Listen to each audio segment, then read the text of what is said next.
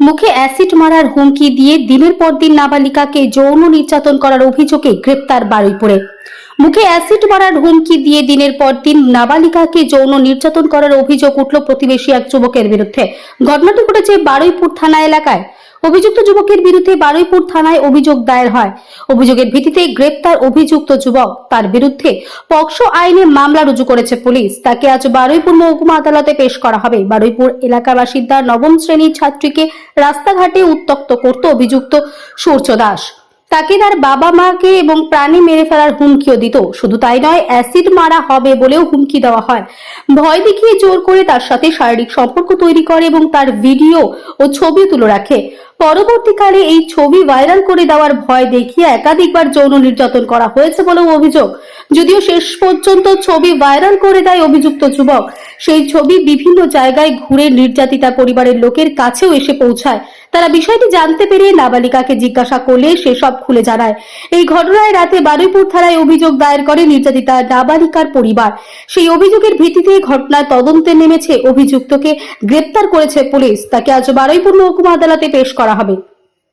ও মা বাবা কাজে চলে যাওয়ার পরে ও ফাঁকা পেয়ে আমার সাথে নোংরামি করতো, ভয় দেখিয়ে থ্রেট দিত, না করলে বা মেরে ফেলে দেওয়ার হুমকি দিত, সহবাস করার চেষ্টা করতো। সহবাস কি করেছে? হ্যাঁ, কতবার সহবাস করেছে?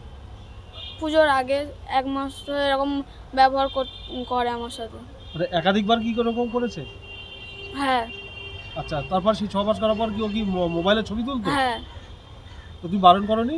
ভয় দেখাতো, মেরে ফেলে দেওয়ার হুমকি দিত।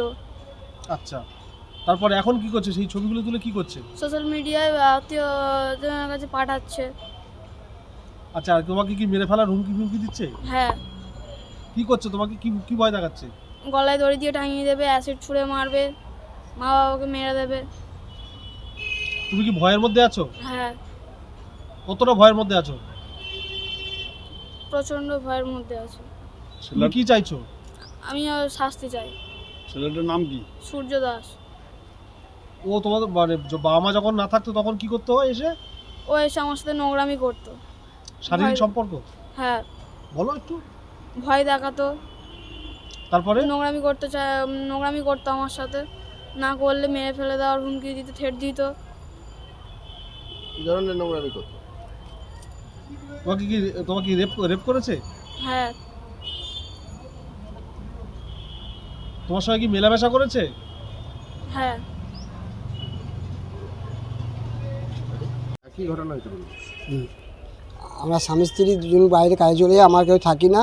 সেই সুযোগে ছেলেটা আমার মেয়ের ওপরে অত্যাচার করতো, খারাপ সব ব্যবহার করতো, ভয় দেখাতো, মারের ভয়, আমাদেরও ভয় দেখাতো, বাবা মা মেরে দেবো, উমুক করো তুমুক করো, নানান ভয় দেখে আমার মেয়ের ওপরে অত্যাচার করতো। খারাপ কি শারীরিক সম্পর্ক? শারীরিক সম্পর্ক করতো।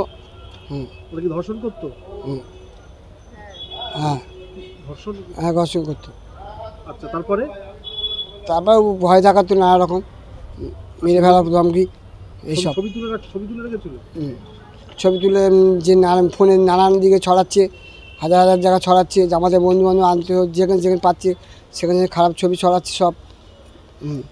আচ্ছা, শেষমেশ আপনারা কি করলেন?